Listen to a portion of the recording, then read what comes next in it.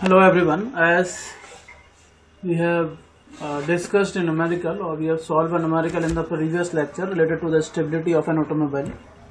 In this lecture we will be solving one more numerical. So the question is, a 2.2 ton racing car has a wheelbase of 2.4 meter. Okay, so this is the mass of the car. The value is 22.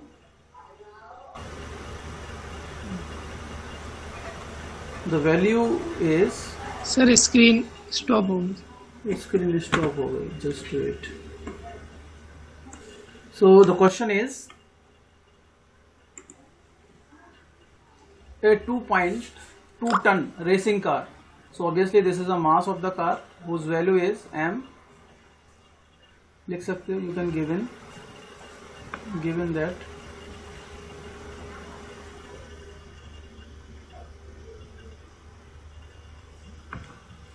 that what is given. तो जो आपकी car है उस car का मास दिया गया है, कितना है 2.20 टन. तो this is the mass and which whose value is 2200 kilogram. एक टन में 1000 किलोग्राम होते हैं. एक रेसिंग कार है हमारे पास जिसका व्हील बेस W दिया गया है ना, व्हील बेस W दिया गया है and W is equals to 2.4 metre. 2.4 metre and track, wheel base दिया, गलत है यार, जस्ट वेट. ट्रैक विड्थ होती है W, व्हील बेस मान लेते हैं B. Wheel base B is given 2.4 metre. एक मिनट, ठीक है. B जो अब बोलोगे सर ये व्हील बेस क्या होता है, तो व्हील बेस अभी आपको बता दूंगा मैं. और ट्रैक विड्थ W दिया गया है आपको 1.4 मीटर. ठीक है, ट्रैक विड्थ आपको ये दी गई है, ये आपका व्हील बेस दिया है. The centre of the mass of the car lies at 1.6 metre above the ground. तो ऑब्वियसली आपको h की वैल्यू दी गई है 0.6 मीटर. 0.6 मीटर है h की वैल्यू and 1.4 metre from the rear axle. Rear axle से कितना डिस्टेंस पर है, 1.4 मीटर. चलिए अब ये आपको बता देता हूं. पहले देखो, जब तक इसका डायग्राम नहीं बनेगा तब तक ये समझ में नहीं आएगा. तो देखो ये मान लेते हैं हमारे पास एक फोर व्हीलर है.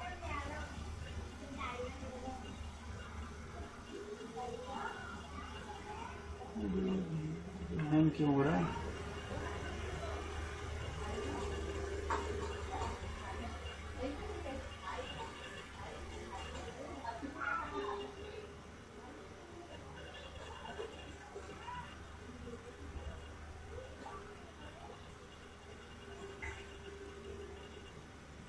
ठीक है,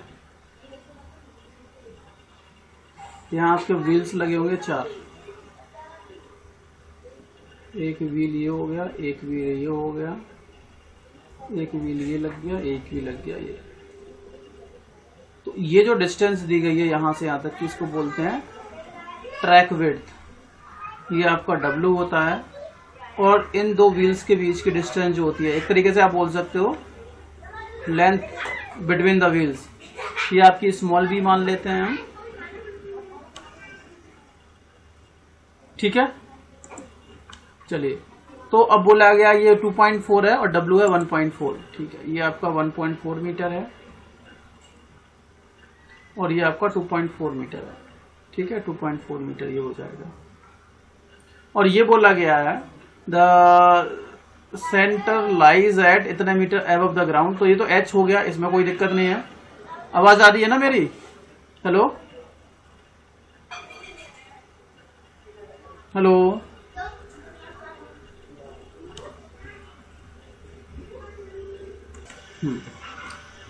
तो मैं ये बता रहा था कि इस क्वेश्चन में क्या दिया गया है. ये मैंने जो लिखा वो वो समझ में आ गया था ना आप लोगों को, या ये भी रह गया था? दोबारा से बता देता हूँ.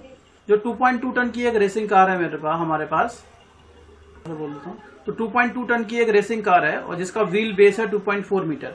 ठीक है, तो इसका मास दे दिया गया सॉरी 2200 किलोग्राम, 2200 किलोग्राम इसका मास हो गया। आवाज आ रही है ना, स्क्रीन विजिबल है? हेलो, एक बार और बता दें, इस क्वेश्चन को एक बार और बता देता हूँ। जैसे हमारे पास 2.2 टन की एक रेसिंग कार है, तो इसका मास दे दिया गया एम इज गिवन 2200 किलोग्राम, क्योंकि 1 टन 1000 किलोग्राम के बराबर होता है, और उसका व्हील बेस दिया गया है 2.4 मीटर। अब याद रखना, व्हील बेस अलग होता है, ट्रैक वेट अलग होती है। तो ट्रैक वेट तो आपकी W हो गई, तो W आपका तो सही है 1.4 मीटर, और जो वेट है ना B, वो 2.4 मीटर। अभी बताऊंगा ये 2.4 मीटर है क्या।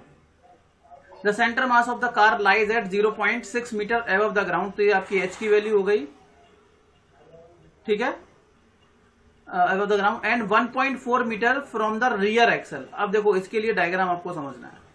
ये आपका क्या है, व्हील, 4 व्हीलर मान सकते हैं, ठीक है, 4 व्हील है। तो ये जो विड्थ होती है इन दोनों के बीच की, ये आपकी ट्रैक विड्थ होती है, इसकी वैल्यू 1.4 मीटर दी गई है। और इन वाले व्हील्स की जो लेंथ के अलॉन्ग जो उसकी लेंथ होती है व्हील्स के बीच में, वो आपकी क्या होती है, व्हील बेस होता है। यहां से यहां तक का आपका व्हील बेस होता है। याद रखना, व्हील बेस जितना बड़ा ज्यादा होगा उसका स्टेबिलिटी बढ़ जाती है, लेकिन थोड़ी सी स्ट्रेंथ पर भी डिपेंड करता है कि बेंडिंग मोमेंट ज्यादा ना हो जाए। अब ये बोला गया है कि जो आपका CG है, the center mass lies at 0.6 metre above the ground from the rear axle, और 1.4 मीटर रियर एक्सल से है। तो ये आपका फ्रंट एक्सल हो गया, ये आपका फ्रंट एक्सल हो गया, और ये आपका रियर एक्सल हो गया, ठीक है, ये आपका रियर एक्सल हो गया। तो रियर एक्सल से कितनी डिस्टेंस पर है, 1.4। अगर ये टोटल डिस्टेंस 2.4 है, तो मान लिया 1.4 आपका यहां पर आ जाएगा, यहां पर आपका CG लाई कर रहा है। कोई दिक्कत यहां तक? यहाँ पर आपका CG यहाँ पे आपका CG हो गया, सेंटर ऑफ ग्रेविटी। अगला क्या बोला गया है,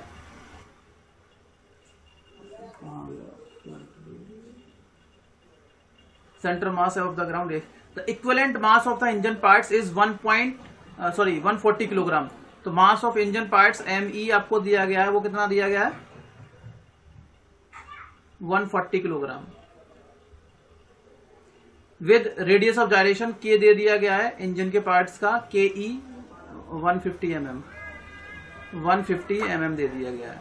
the back axle ratio is 5 metre. क्या है ये back axle ratio, gear ratio, ठीक है, ये आपका गियर रेशियो है 5। The engine shaft and flywheel rotates clockwise when viewed from the front.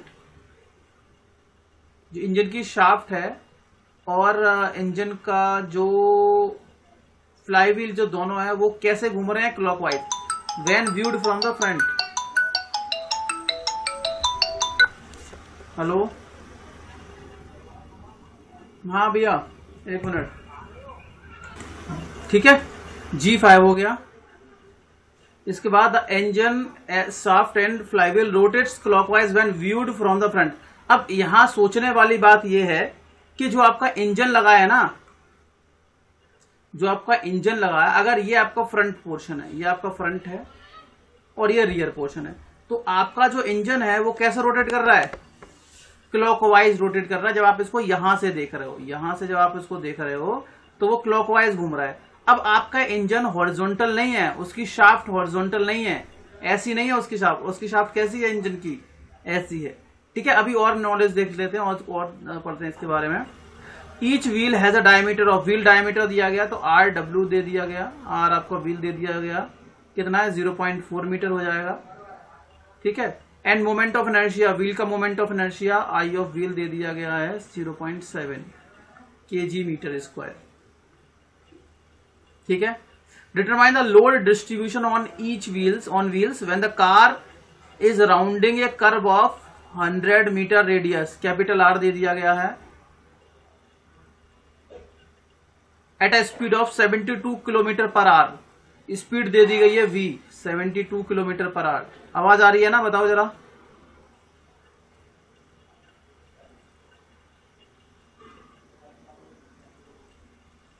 एक मिनट सर, उसी टाइम चले गए थे, फिर आवाज पहुंची नहीं। ठीक है, तो ये बाकी चीजें दे दी गई हैं, सुन लो ना, बाकी रिकॉर्डिंग में करके भेज दूंगा, अपलोड कर लूंगा, वहां देख लेना। ये मास दे दिया गया है, ये व्हील वेट दे दी गई, बेस दे दिया गया, व्हील वेट दी गई है, ये एच दिया गया, हाइट, मास दे दिया इंजन पार्ट्स का 140 किलोग्राम, रेडियस ऑफ जाइरेशन दे दिया गया है।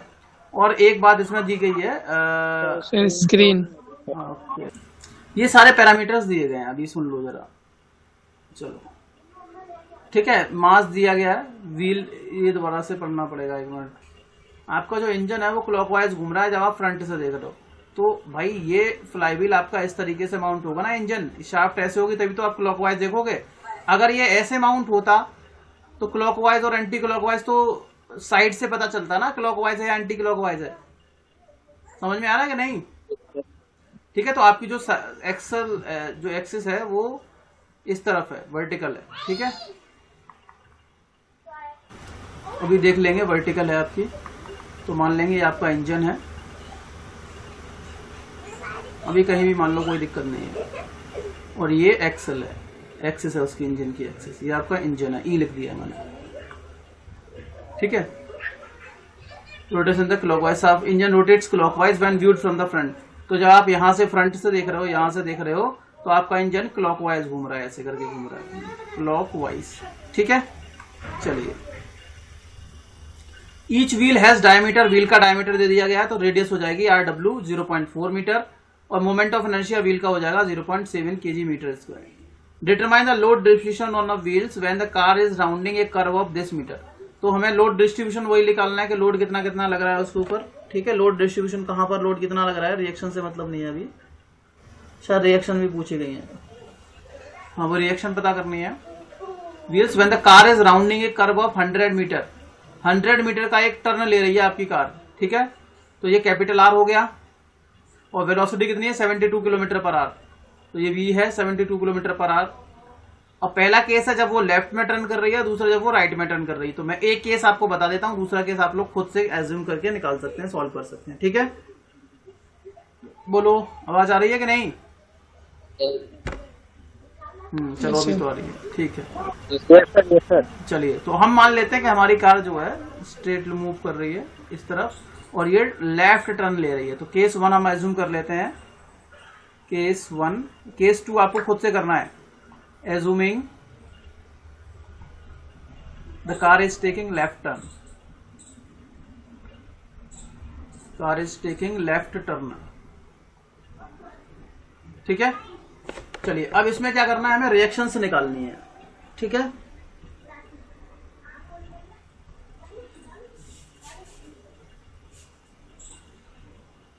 तो वही सेम प्रिंसिपल हम लोग अप्लाई करेंगे। तो सबसे पहले देखेंगे रिएक्शन ड्यू टू, केस पहला, reaction due to what, wait, ठीक है। तो जब वेट की बात करेंगे तो रिएक्शन वेट की वजह से कितनी हो जाएगी, बोलो, W/4 या कुछ और? W/4 ना, इसमें लिखेंगे since the CG is not at the centre, the CG is not at the centre, centre, तो आपका सेंटर ऑफ ग्रेविटी सेंटर में नहीं है। अब कैसे है, अब आपको जो लोड होगा, इस तरीके से एक बीम मान लेंगे हम, तो एक कुछ लोड यहां लगा होगा, कुछ लोड यहां लगा होगा कि नहीं, बोलो। तो अब क्या करना है हमें, सुन लो। अब इसको हम क्या करेंगे, वो मैकेनिक्स वाला प्रिंसिपल लगाना पड़ेगा। कैसे, ये बीम मान सकते हैं, ये आपके फ्रंट एक्सल पे रिएक्शन, टोटल रिएक्शन, और ये रियर एक्सल पे टोटल रिएक्शन, ठीक है। और आपका CG जो है वो पास में रहा है, चलो CG अब छोड़ते हैं। अभी CG आपका कहां पर है, ये आपका फ्रंट एक्सल मान लेते हैं ना, ये फ्रंट है और ये रियर है। आप इसको इस तरफ से देख रहे हो, इस तरफ से देख रहे हो, ठीक है। जब इस तरफ से देख रहे हो तो ये वाला एक्सल दिखेगा कि नहीं दिखेगा, ये वाली साइड दिखेगी, ये आपका यहां पर है और ये वाला यहां पर आ गया है। इनके बीच की डिस्टेंस कितनी है बताओ, 2.4 मीटर, ठीक है। कोई दिक्कत याद रख? No sir. अब मैं इन व्हील्स को नाम दे देता हूं पहले, ठीक है। इन व्हील्स को नाम दे देता हूं। मान लिया कि ये वाला व्हील आपका व्हील नंबर 1 है, ये वाला व्हील नंबर 2 है, ये वाला व्हील नंबर 3 है और ये वाला व्हील नंबर 4 है। तो R1 reaction 1 reaction RW1 RW2 इस हिसाब से मैं आप लोगों को बताता चलूंगा। ठीक है, चलिए अब आपका CG कहां पर है, यहां से 1.4 मीटर, ये रियर से 1.4 पे है ना, तो यहां से कितना हो गया 1 पे। इसका मतलब जो आपको वेट एक्ट कर रहा है वो यहां एक्ट करेगा कि नहीं करेगा, आपका W एक्ट करेगा, mg के बराबर होगा जो, बोलो करेगा कि नहीं करेगा। हाँ जी जी सर। और ये यहां से यहां तक की डिस्टेंस 1 मीटर हो जाएगी, यहां से यहां तक की डिस्टेंस 1.4 हो जाएगी। ठीक है, तो अप्लाइंग द कंडीशंस, तो यहां पर मान लेंगे रिएक्शंस कौन सी होंगी, RW1, 2 और यहां पर कौन सी होंगी RW 3, 4। ठीक है, 3, 4 हो जाएंगी, बाद में डिवाइड कर लेंगे तो 3 पे 3/4 कर लेंगे, तो 3 पे और 4 पे जब निकालेंगे तो हाफ कर लेंगे। तो क्या करेंगे, so applying sigma F X is to 0, तो एफ एक्स इज टू 0 से तो मतलब है नहीं, सिग्मा एफ वाई लगेगा इसमें, है ना, सिग्मा एफ एक्स 0 तो इससे कोई मतलब है नहीं, ये तो काम करेगा ही नहीं। Sigma applying condition sigma F Y is to 0, vertical forces का सम 0 हो जाएगा। तो अपवर्ड फोर्सेस डाउनवर्ड फोर्सेस के बराबर हो जाएंगे, तो RW12 plus RW23 is equal to what, mg, और mg कितना है 2200 गुणा 2200 गुणा 9. कितनी वैल्यू आ रही है बताओ, 21582। एक मिनट रुको। सो RW1,2 plus RW2,3 is equal to कितनी आ रही है बताओ, 21582। 21582 ये आ गया, इसको इक्वेशन मान लेंगे 1। ठीक है, अब क्या करेंगे, applying the taking the moment sigma am about point, इसको मान लेते हैं फ्रंट इज इक्वल टू 0। ठीक है, इसको मैं एफ पॉइंट मान लेता हूं, इसको एफ पॉइंट मान लेता हूं और इसको और कोई पॉइंट मान लेता हूं, एम एक्स पॉइंट मान लेता हूं। ठीक है, तो एफ के अबाउट मोमेंट लेंगे तो क्या हो जाएगा, ये वाला तो इसके अबाउट मोमेंट लेंगे तो 0 हो जाएगा, तो W into 1 is equal to R23 into 2.4। ठीक है, so taking moment about a point is equals to 0, so mg that is 21582 into 1 is equals to R2, R3,4 sir into R3,4 है जी, sir ऊपर भी R3,4 है, RW sorry 3,4 होगा। तो बताओ यहां से R34 कितना आ रहा है,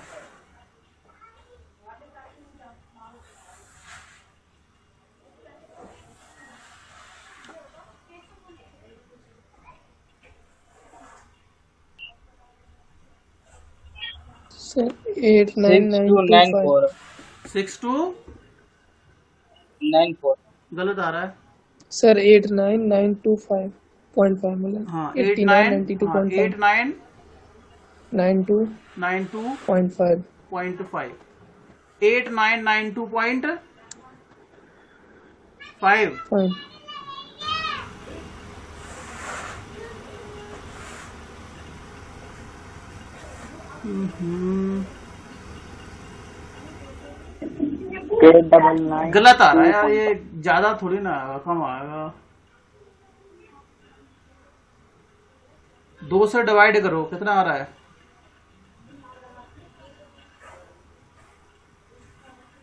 एक मिनट मुझे बताओ जरा, यहाँ पर वेट ज्यादा है। ठीक है, तो यहाँ रिएक्शन कम आएगी यार, चलो जो भी आइए देखते हैं। सही है, वहाँ पे सर सही है गुड, ठीक है आई थिंक ठीक है। ये R34 की वैल्यू इतनी आ गई, so reaction at R3 RW3 कितना आ जाएगा 8992.5/2 हो जाएगा। क्यों भाई, ये तो दोनों व्हील्स पे है ना, 3-4 पे टोटल रिएक्शन इतनी है, तो W3 कितना आ जाएगा, ये आ जाएगा। 4496.25। हाँ, तो RW3 आ जाएगा आपका 4496। 96.25। चलो इतना लिख देते हैं ना, इतना न्यूटन लिख देते हैं। और इसी तरीके से RW4 हो जाएगा आपका कितना, 4496 न्यूटन मान लेते हैं। और ये दोनों के दोनों अपवर्ड लगेंगे कि डाउनवर्ड लगेंगे बताओ? अपवर्ड। अपवर्ड लगेंगे, ठीक है। अपवर्ड। रिएक्शन तो अपवर्ड ही लगेगी, तो ये अपवर्ड, ये भी अपवर्ड हो गया, ठीक है। एंड R23 कितना हो जाएगा, R12 कितना हो जाएगा, R1,2 कितना हो जाएगा? इसमें से ये वाली वैल्यू पुट कर देंगे ना, ये वाली वैल्यू जब पुट यहां कर देंगे तो आपको R12 मिल जाएगा। कितना आ रहा है बताओ? सर 1268.5। 1268.9। 9.5। चलो 9 तक रहने देते हैं, इतने न्यूटन। अगर ये हो गया तो RW1 और RW2 कितने आ जाएंगे? हाफ हाफ हो जाए। हाँ सर 6344.75। ठीक है, 6344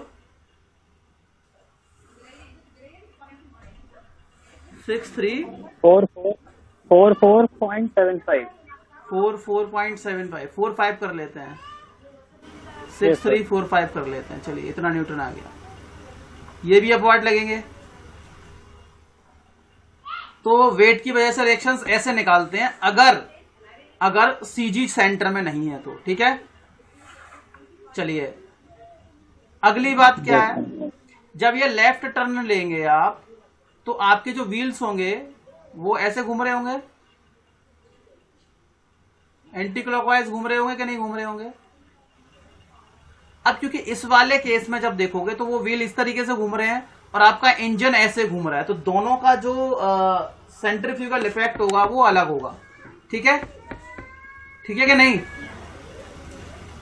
अब इंजन के अब मुझे पहले व्हील के बारे में बताओ। व्हील का अगर हम momentum, angular momentum vector draw करते हैं, तो व्हील अगर आप आपके एंटी क्लॉकवाइज घूमेंगे, आगे जा रहा ना व्हील, तो एंटी क्लॉकवाइज घूमेंगे तो आपका ये इनिशियल एंगुलर वेलोसिटी वेक्टर हो जाएगा। मान लो O2A ये हो गया। बाद में लेफ्ट टर्न लेगा तो ये यहां पर आ जाएगा, A' पे आ जाएगा। ये आपका एक्टिव हो गया, ये आपका रिएक्टिव हो गया। तो यहां से देखेंगे तो ये क्लॉकवाइज काम कर रहा होगा कि नहीं कर रहा होगा? तो क्लॉकवाइज से क्या होगा कि बाहर वाले जो व्हील्स हैं ये नीचे जाएंगे और ऊपर वाले ऊपर जाएंगे। अंदर वाले जो व्हील्स हैं ये इनर व्हील्स हो जाएंगे आपके, या आउटर हो जाएंगे। केस 1 के लिए ना ये इनर हो जाएंगे, आउटर। तो इस पे जो रिएक्शन लगेगी वो डाउनवर्ड लगेगी और इन पर रिएक्शन लगेगी अपवर्ड लगेगी, ठीक है। बोलो, ठीक है। चलिए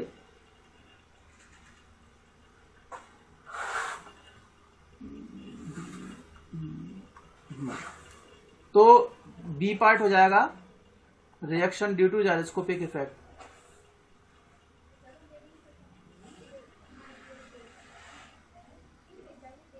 जल्दी से कर दो यार इसको। जायरोस्कोपिक इफेक्ट, ये क्वेश्चंस बड़े होते हैं, थोड़ा टाइम लगता है इसमें, ठीक है। चलो जायरोस्कोपिक इफेक्ट की वजह से रिएक्शन देखते हैं। तो देखो अब इस वाले केस में हम उसको कंबाइंड इफेक्ट नहीं लिख सकते। पिछले टाइम हमने क्या किया था कि जो टोटल जायरोस्कोपिक कपल था उसमें हमने क्या किया था कि व्यूल का और इंजन का प्लस माइनस के हिसाब से कर दिया था। लेकिन क्या हम इसमें कर पाएंगे? नहीं कर पाएंगे, क्योंकि इंजन की जो शाफ्ट है और व्हील की जो शाफ्ट है दोनों अलग अलग डायरेक्शन में, इसीलिए हम लोग उनको कंबाइन नहीं कर पाएंगे, ठीक है। तो पहला देख लेते हैं इसके अंदर due two wheels. Due two wheels, अब व्हील्स की वजह से क्या होगा? जायरोस्कोपिक कपल कितना हो जाएगा? जायरोस्कोपिक कपल कितना हो जाएगा व्हील्स की वजह से? 4I ओमेगा ओमेगा P, है ना। अब ये हो जाएगा 4, ये व्हील्स का हो जाएगा 4 इंटू ओमेगा, इसका कितना है? 1.4 है ना व्हील्स का। और ये ओमेगा W कितना है? V/R हो जाएगा कि नहीं हो जाएगा? इसको मैं लिख सकता हूं ना V²/V। पहले इसकी वैल्यू निकाल लो यार, ये थोड़ा गलत है। इसको 72 गुणा 5/18 करो। 18 चौक 72, 5 चौक 20। V 20 मीटर पर सेकंड आ जाएगा। देखो जरा, है ना। V 20 मीटर पर सेकंड आ गया कि नहीं आ गया? बोलो यस सर, यस सर। है ना। अब आपको एक चीज पता होगी, मैंने आपको बताया था शायद, ओमेगा इज इक्वल टू वो v, तो v स्क्वायर अपॉन हो जाएगा। तो 20 का square upon small r into capital R हो जाएगा ना। यस सर, यस ये सर। क्या होगा आपका v अपॉन स्मॉल r, और ये हो जाएगा v अपॉन कैपिटल R। तो वहां से निकाल सकते हैं हम इसको। ठीक है, चलिए, तो जब ये वाली वैल्यूज पुट करेंगे तो हमारे पास आ जाएगा 20 अपॉन स्मॉल r कितना है, what is the value small r 0.4, और कैपिटल R कितना है 80 या कितना है 100 100 मीटर। बताओ कितना आ रहा है, ये 100 कितना आ रहा है।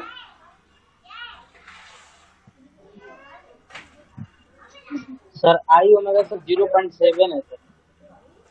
आई ओमेगा,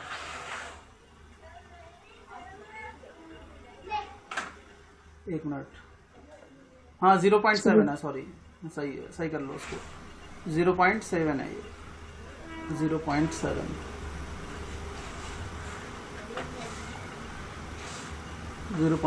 कितनी आ रही है बताओ वैल्यू। 28।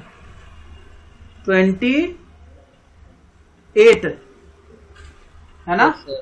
तो सो 56 आ रहा। 28। Due to this couple, the reaction on outer wheels will be upward,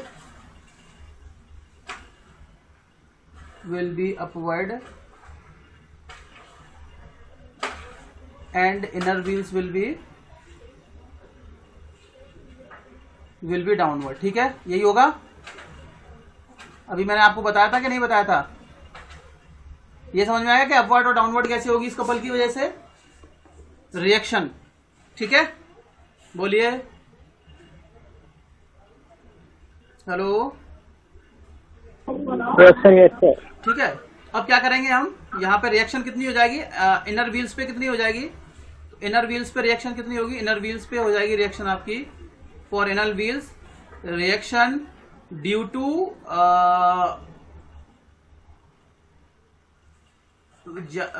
gyroscopic effect. ये W होगा क्या,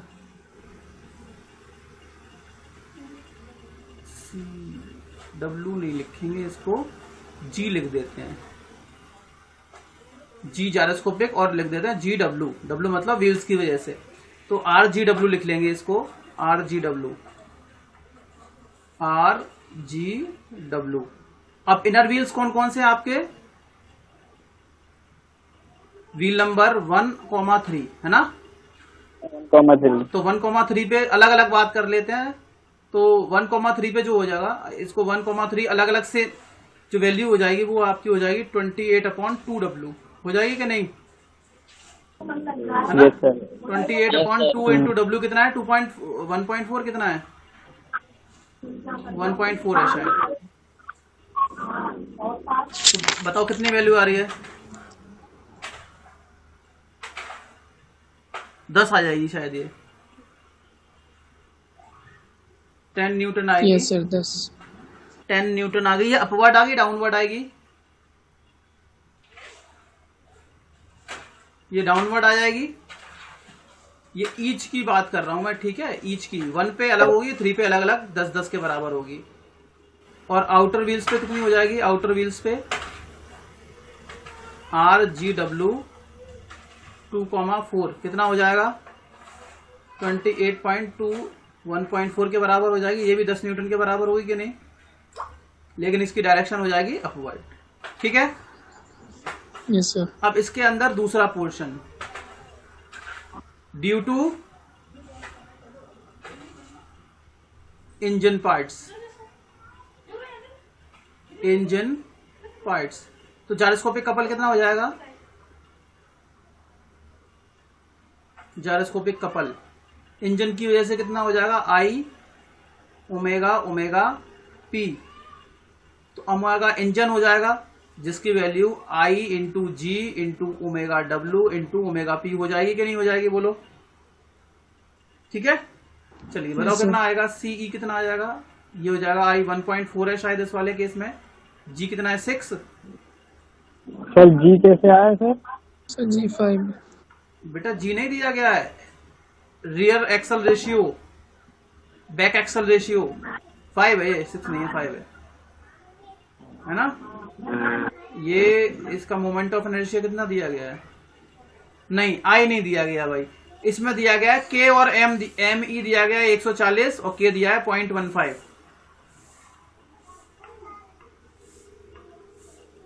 तो ये ऐसे नहीं निकलेगा, इसको कैसे निकलेंगे? इसका जो आई इंजन का जो होगा ना, वो मास of engine into radius of gyration of engine का स्क्वायर से निकालेंगे। मास कितना गया है इंजन का? 140 दिया गया है। रेडियस ऑफ जायरेशन कितना दिया गया है? 0. बोलो सर 0.15 15। ठीक है, इसका स्क्वायर हो जाएगा, एम के स्क्वायर से निकाल दिया आपने आई, इंटू जी कितना दिया गया? 5 दिया गया है, बैक एक्सल रेशियो या gear ratio. Omega W V square से निकालेंगे हम लोग, ये तो है ना। Yes sir. हाँ, तो वी कितना गया? 20 का square upon small R into capital R, है ना। स्मॉल आर डब्ल्यू कितना दिया गया है बताओ?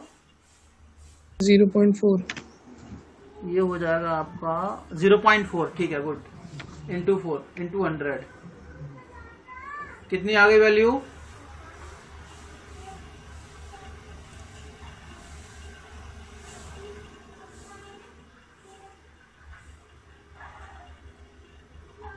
One 157.5 157.5 newton. 5 न्यूटन मीटर हो गया। अब देखो इसका इफेक्ट क्या करेगा, अब सुन लो। अब अगर हम बात कर रहे हैं इंजन की, तो आपका इंजन को जो आप यहां से देख रहे हो, तो आपका इंजन क्लॉकवाइज घूम रहा है, तो जो आपका एंगुलर मोमेंटम वेक्टर होगा वो ऐसे जाएगा कि नहीं जाएगा नीचे की ओर? बताओ। इसको मान लेते हैं हम, इसको P से Q मान लेते हैं, ठीक है ना। ये इंजन का मोमेंटम वेक्टर है, आपको अलग से बनाना पड़ेगा साइड में। यहां से देख रहे हो और आपका इंजन क्लॉकवाइज घूम रहा है, अपने थंब को देखो, क्लॉकवाइज घुमाओ तो आपका अंगूठा नीचे की ओर आ रहा है कि नहीं आ रहा है? देखो, आप यहां से देख रहे हो तो आपका ये इंजन क्लॉकवाइज घूम रहा है कि नहीं? जल्दी करो यार, ऐसे करोगे तो फिर कैसे हो पाएगा क्वेश्चन जल्दी से सॉल्व। हेलो, लग रहा है नेट खत्म। अब देखो, मैं ये बता रहा हूं कि जो आप, हाँ सुनो सर। आप देखो यहां सुनो, आपका जो इंजन है ना, आपका इंजन यहां पर है, और जब आप इसको यहां से देखोगे तो ये क्लॉकवाइज घूम रहा है, तो एंगुलर मोमेंटम वेक्टर नीचे नहीं आएगा। देखो, बोलो नीचे आएगा कि नहीं आएगा?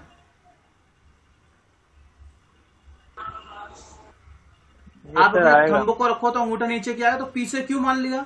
अब जब ये लेफ्ट टर्न लेगा तो ये Q पॉइंट इधर शिफ्ट हो जाएगा, तो ये इस तरीके से हो जाएगा। बताओ, Q डैश हो जाएगा कि नहीं? Yes sir. ये एक्टिव कपल, ये रिएक्टिव कपल। यहां से देखोगे तो आपका रिएक्टिव कपल कैसे काम कर रहा है? क्लॉकवाइज काम कर रहा है कि नहीं कर रहा है? और इस वजह से क्या होगा, ये वाले व्हील जो है वो ऊपर उठ जाएंगे और आगे वाले व्हील जो है वो दोनों नीचे की ओर दब जाएंगे, डिप्रेस हो जाएंगे। बताओ जल्दी से बोलो। हो जाएंगे, ये ऊपर उठेंगे नहीं नीचे, तो इस पे जो रिएक्शन होगी, रिएक्शन 1 और 2 पे, ये ऊपर की ओर होगी, जबकि पीछे वाले दोनों व्हील्स पे नीचे की ओर रिएक्शन होगी। Yes sir. चलिए, तो इस पे रिएक्शन आगे वाले पे अपवर्ड होगी और नीचे वाले पे डाउनवर्ड होगी। तो आपको लिखना है, ये एंगुलर मोमेंटम वेक्टर बनाना पड़ेगा आपको यहां पर।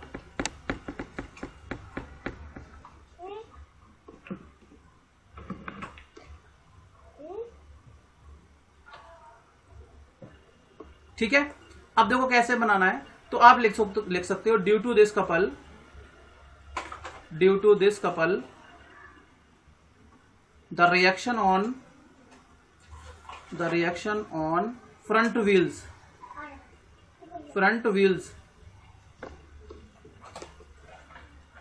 The reaction on front wheels, कौन कौन सा फ्रंट व्हील है?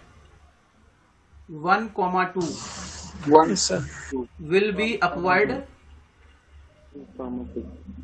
and on rear wheels will be downward. Will be downward. ठीक है, डाउनवर्ड्स, will be downward. अब कौन सा व्हील है? रियर व्हील आपके 3 और 4 है. ठीक है, तो रिएक्शन कितनी हो जाएगी? सो रिएक्शन कितनी हो जाएगी on, so reaction on front wheel,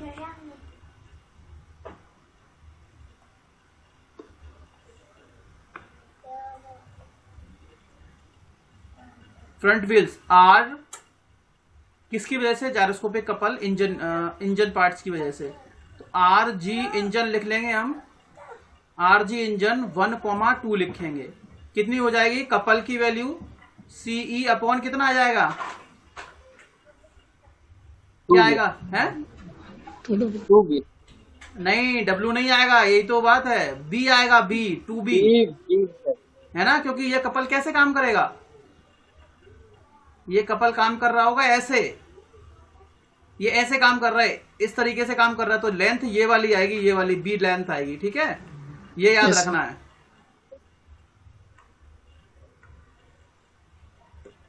longitudinal करता है. लॉन्गिट्यूडनल आ जाएगी. तो ये हो जाएगा आपका 157.5 अपॉन 2 इंटू 2.4. तो बता दो कितना हो जाएगा? RGE, ये हर एक की बात कर रहा हूं. 1,2, 1 पे भी इतनी होगी, 2 पे भी इतनी होगी. कितनी वैल्यू आ रही है बताओ? 32.8. 32.8. Upward, downward? अपवर्ड. अपवर्ड. ठीक है, इतने Newton. And on rear wheels कितनी हो जाएगी? वो भी सकते. सिमिलरली ऑन रियर व्हील्स, तो ये हो जाएगी आपकी RG इंजन की वजह से 3,4, उसकी वैल्यू भी इतनी आ जाएगी. कितनी बताई थी? 32.8 न्यूटन, है ना. यस. लेकिन ये डाउनवर्ड एक्ट करेगी. ठीक है, चलिए अब क्या रह गया? Centrifugal effect. तो तीसरा रह गया due to reaction due to centrifugal effect.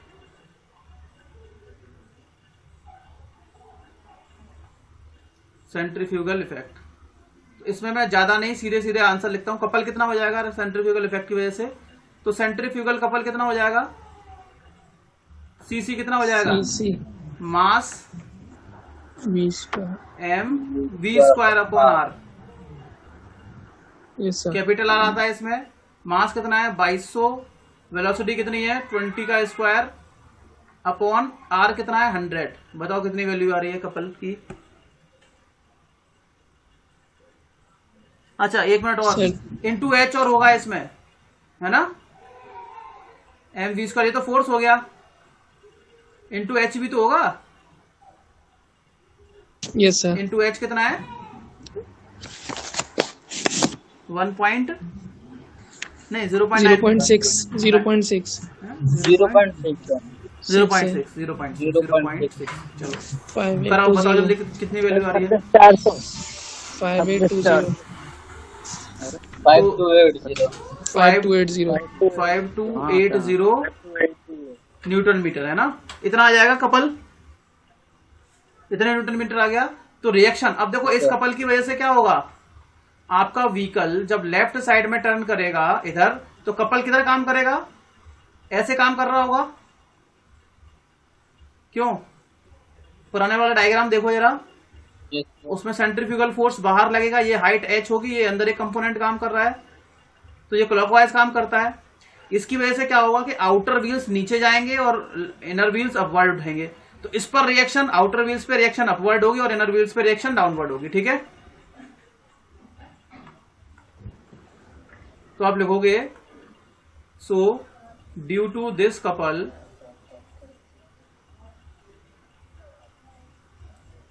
reaction on the outer wheels will be upward and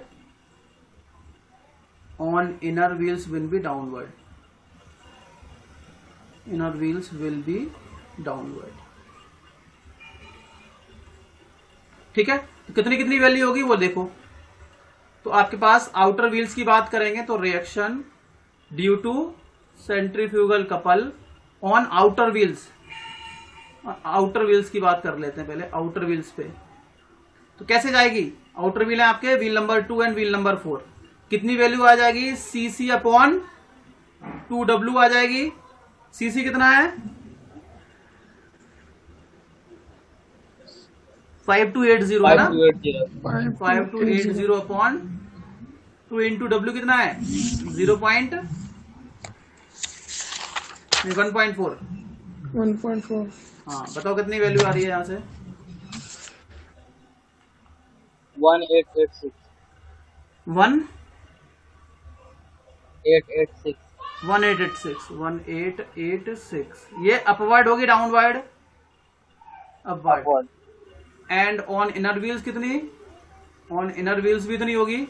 तो RC13 ये डाउनवर्ड होगी, मैग्नीट्यूड सेम रहेगा। ठीक है। So net reactions on the wheels, so net reaction on each wheels. तो wheel 1 की बात करेंगे, R1 कितना हो जाएगा? तो देखो पहले देख लेते हैं 1 बाई 1, अपवर्ड डाउनवर्ड चेक करते जाना फटाफट। R1 आप वैल्यू बस याद रखना। व्हील 1 कहां है आपका? ये रहा। व्हील 1 पे 6345 अपवर्ड है, 6345 अपवर्ड हो जाएगी। तो आप लिख देना 6345 होगी एक, तो ये अपवर्ड है। दूसरा कौन सा है? ये तो वेट की वजह से हो गई है ना, जायरोस्कोपिक कपल की वजह से। देखो व्हील 1 पे ये डाउनवर्ड है तो -10 हो जाएगा। हेलो, -10 क्योंकि ये डाउनवर्ड है। ये किस वजह से आई है? Gyroscopic couple due to the wheels, है ना। अगला देखो कौन सा है? इंजन की वजह से 1-2 पे अपवर्ड है 32.8, 32.8। ये डाउनवर्ड है तो प्लस 32.8 न्यूटन, ये डाउनवर्ड आ गई, नहीं अपवर्ड आ गई, है ना। देखो जरा एक बार, ये अपवर्ड है ना, ऊपर की ओर साइन है, और एक हो गया इसकी वजह से। तो इसकी वजह से देखो इनर व्हील्स पे क्या हो रहा है? व्हील 1 पे 1886 डाउनवर्ड है तो माइनस में आ जाएगा, 1886 डाउनवर्ड, इसीलिए माइनस में लिखा है। कितनी आ गई रिएक्शन टोटल? R1 पे कितना आ गया बताओ जल्दी से। 4481। हाँ भाई सर ये -10 डाउनवर्ड रिएक्शन कौन सी है सर? ये जो है व्हील की वजह से जो जायरोस्कोपिक इफेक्ट प्रोड्यूस हो रहा है। 4431.8 है। हाँ 4431.8, गुड, 4431.8 न्यूटन। ये अपवर्ड होगी डाउनवर्ड? अपवर्ड। इतने न्यूटन। पहले वाले व्हील पे जो टोटल रिएक्शन आएगी वो इतनी आएगी। समझ में आ गया ये वाला? अब व्हील 2 पे देखते हैं। ऑन व्हील 2 तो R2 देख लेते हैं कितना आएगा। R2 पे देखो ये वाली तो अपवर्ड ही है सब पे। R2 कहां गया? ये रहा। तो 6345 तो आएगा ही आएगा। 6345 अपवर्ड है इसीलिए पॉजिटिव होगा। अगला देखो इसकी वजह से होगा। R2 अपवर्ड है 10 न्यूटन, ये प्लस आएगा, 10 न्यूटन अपवर्ड हो जाएगी। तीसरा देखते हैं, due to engine parts gyroscopic. R2 पे देख रहे हैं ना 32 ये भी पॉजिटिव है, प्लस 32.8 ये भी पॉजिटिव है, अपवर्ड है। और कौन सा रह गया? सेंट्रीफ्यूगल की वजह से। तो R2 पे देखा है तो ये अभी अपवर्ड है 1886, ये भी अपवर्ड लगेगी, प्लस एक मिनट, प्लस 1882 ये भी अपवर्ड होगी। टोटल रिएक्शन बताओ R2 पे कितना आ रही है?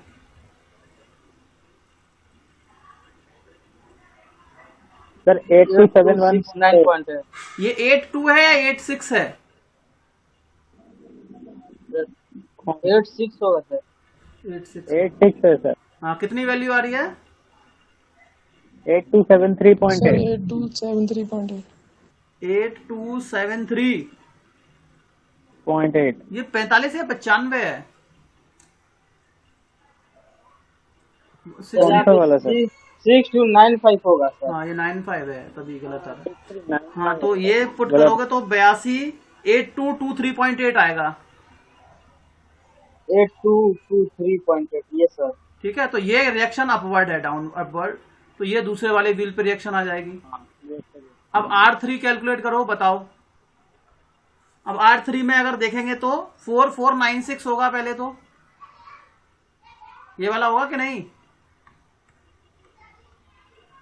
4496 ये हो गया, R3 पे अपवर्ड है। इसके बाद इसकी वजह से R3 पे देखो डाउनवर्ड है, 10 माइनस का 10 आ जाएगा।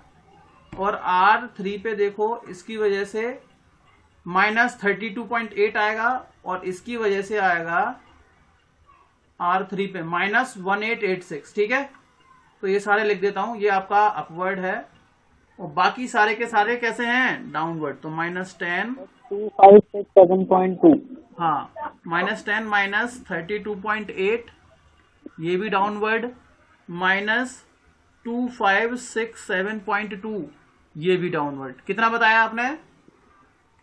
जी सर इतना ही बताया। हाँ, कितनी वैल्यू आ रही है? 2563.2। Yes sir. ठीक है, तो इतने न्यूटन आ गई, ये रिएक्शन अपवर्ड आ गई। तो आप देख रहे हो R3 व्हील पे रिएक्शन 2500 के आसपास है। और लास्ट रह गया रिएक्शन ऑन व्हील 4, R4 कितना आ गया बताओ जल्दी से। तो वो हो जाएगी 4496 आ जाएगी, ये तो अपवर्ड रहेगी ऑब्वियसली वेट की वजह से। बाकी जो दूसरी रिएक्शन थी वो डाउनवर्ड थी, तो ये माइनस 10 आ जाएगी। क्यों? क्योंकि ये डाउनवर्ड होगी।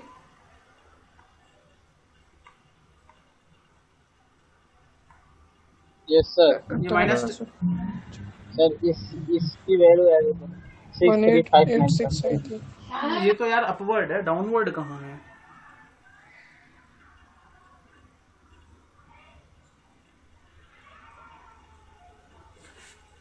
थ्री पे ये डाउनवर्ड थी तो माइनस में गई थी।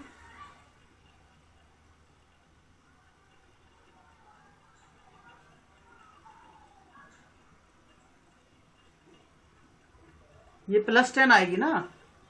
हाँ, प्लस 10 आएगी, सॉरी।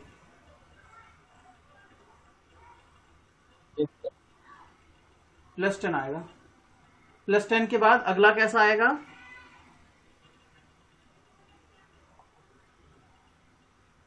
अगला देखो,